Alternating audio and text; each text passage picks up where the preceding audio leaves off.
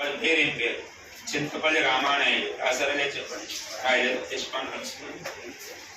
Singama Naidu relative. Singama Naidu బంధువం రాయిందన్న. Chintapalli Ramanaidu. ఏదైనా point అర్థం కదా విడిచిపోయి అడగండి అని ఏం కాదు. చింతపల్లి రామానాయుడు అని పేరు రాసి వాళ్ళు చేశాను. బాబా ఇంగ్లీష్ ఏమంటాం? బ్రాకెట్ రాసుకోండి. రిజ్యూ అని రాశాం కదా, అర్థమైందా?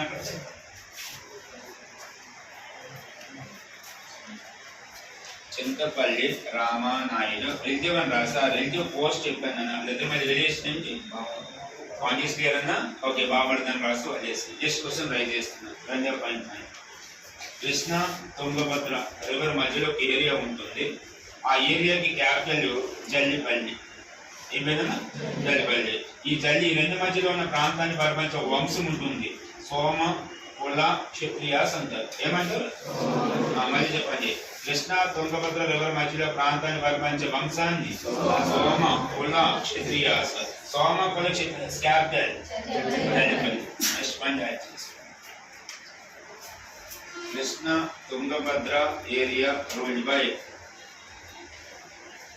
కృష్ణా తుంగభద్ర ప్రాంతాన్ని పరిపాలించే వంశం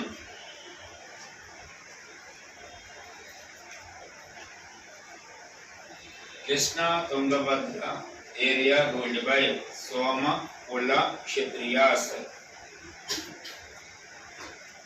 సోమ కుల క్షత్రియులు పరిపాలిస్తున్నారని ఫస్ట్ రాయండి అన్నారు. సోమ కుల క్షత్రియాస్ అని రాయండి, అది వంశం పేరు అన్న. రాశారన్న అన్న. మళ్ళీ చెప్పిన కృష్ణా తుంగభద్ర ప్రాంతాన్ని సోమ కుల క్షత్రియులు పరిపాలిస్తున్నారు. రాసారా? This dynastic capital continuation. Soma Kula Kshatriyas capital Jallipalli. ఈరోజు తెలంగాణ ఊరు ఉంది జల్లిపల్లి అని రాయండి. ఫస్ట్ జల్లిపల్లి అని రాస్తే ఊరు పేరు లేదా క్యాపిటల్ కూడా అదే. ఏది? జల్లిపల్లి. ఇప్పుడు మనం ఏ రాసుకొని డిస్కస్ చేద్దాం? సింగమనాయుడు.